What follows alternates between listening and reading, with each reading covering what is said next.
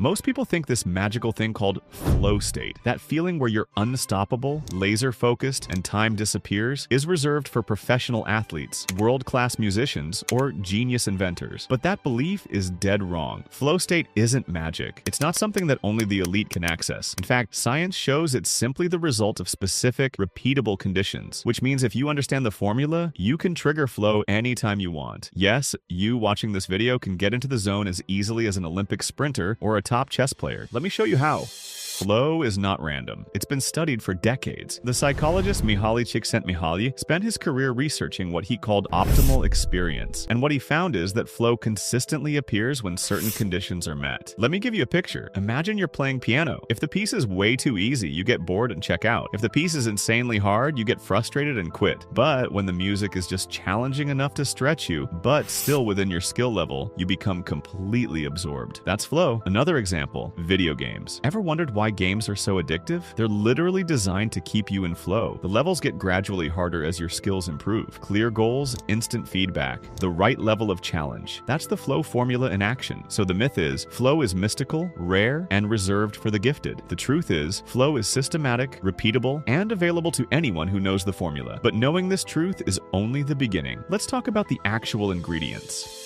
There are 5 essential ingredients. Miss one, and you'll probably miss flow. Nail them all, and flow practically takes care of itself. Ingredient 1, clear, actionable goals. Your brain hates vagueness. Saying, I'm going to work on my project is useless, but saying, I'm going to write 200 words of my introduction paragraph is crystal clear. Flow requires focus, and focus requires clarity. Pro tip, before every work session, write down a single, measurable goal on a sticky note and keep it in sight. But even the clearest goals are worthless if the task itself doesn't push you into that sweet spot. Ingredient 2, the challenge skill balance. This is the heart of flow. If something is too easy, you feel bored. If it's too hard, you feel anxious. But in that sweet spot, just hard enough to stretch you without breaking you, you enter flow. Ask yourself, does this task feel like a 7 out of 10 in difficulty? That's where you want to be. But here's the catch. Having the right challenge still won't matter if you keep getting yanked out of focus every 5 minutes. Ingredient 3, eliminate distractions. Flow is fragile. A single notification can pull you out, and it can take 20 minutes to get back in. Phones off, tabs closed, noise minimized. Think of it like creating a force field around your attention. Ingredient 4, ritual and environment. Your brain loves cues. That's why musicians have pre-show rituals and athletes have warm-ups. You need your own flow ritual. Maybe it's making a cup of coffee, putting on the same playlist, or lighting a candle. When you do it consistently, your brain learns, oh, this is focus time. Ingredient 5, intrinsic motivation. Flow thrives on meaning. If you're doing something only because your boss told you to, it's harder to get in the zone. But if you connect it to your own growth, curiosity, or future, you'll find flow easier. Put all 5 together, and you've built the foundation for flow. But here's the thing, knowing the ingredients is like having a map without a compass. You've got the terrain, but without direction, you'll still get lost. And that's exactly what we'll cover next.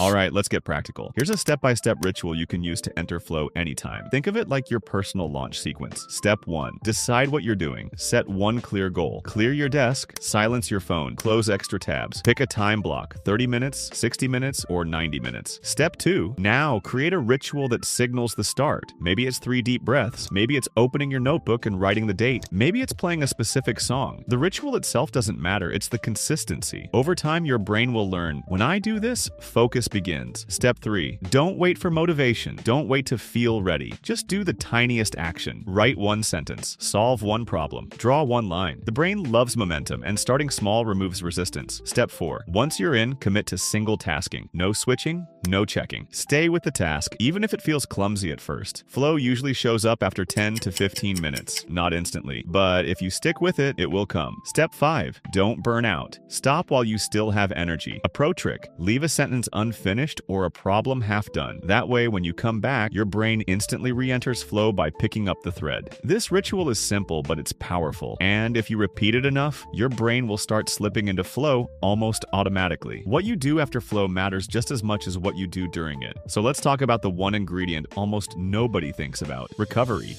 Most people think the secret to more flow is to just push harder, grind longer, and stay locked in. But flow doesn't work like that. Flow is a peak state, and like any peak, it requires valleys. The science is clear. Your brain can't sprint forever. Neurochemicals like dopamine, norepinephrine, and endorphins flood your system when you're in flow. That's what makes it feel so amazing. But those chemicals don't stay high indefinitely. They need time to replenish. If you keep pushing without recovery, you don't just stall, you crash. Here's the counterintuitive truth. Recovery isn't the enemy of flow, it's the fuel for it. Quality sleep is where your brain resets and builds the neural pathways that make flow easier next time. Movement, whether it's a workout, a walk, or even stretching, flushes stress and primes your nervous system for focus. Even boredom, those quiet moments where nothing is happening, actually recharge your attention span. That's why the best ideas often hit you in the shower, on a run, or right before sleep. Think of recovery as charging the battery that powers your deepest focus. Skip it, and you'll burn out before you ever get into the zone. But honor it. Build in cycles of rest, reflection, and renewal, and flow becomes easier, faster, and more sustainable. Over the long run, the people who master recovery aren't the ones who work the hardest in one sprint. They're the ones who stay in the game long enough to experience flow again and again. Now let me show you how to make flow state part of your life.